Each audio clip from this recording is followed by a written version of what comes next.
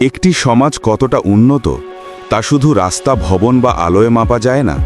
মাপা যায় মানুষের নিরাপত্তায়, ন্যায় বিচারের নিশ্চয়তায় আর শাসনের স্বচ্ছতায়। সুশাসন, ন্যায় বিচার ও মানবিকতা নিশ্চিত করতে সকলের পাশে থাকতে প্রতিজ্ঞাবদ্ধ শাহ মোহাম্মদ ওয়ারেস আলী মামুন।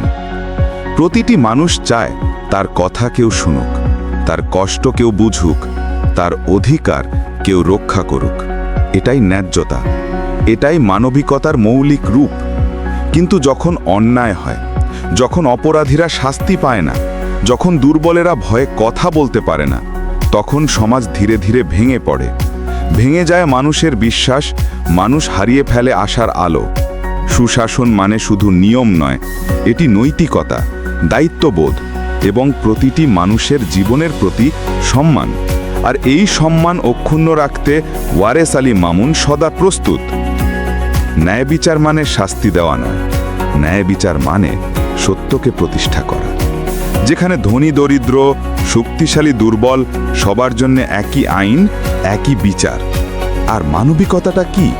এটি সেই শক্তি যা সমাজকে কঠোরতা থেকে রক্ষা করে, মানুষকে মানুষ থাকতে শেখায়।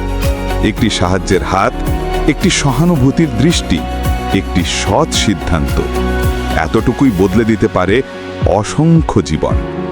সুশাসন, ন্যায় বিচার, মানবিকতা, এই তিনটি একসাথে থাকলে একটি সমাজ শুধু উন্নত হয় না, মানুষ নিরাপদ বোধ করে, মানুষ গর্ব নিয়ে বাঁচে, মানুষ ভবিষ্যতের দিকে এগিয়ে যায়।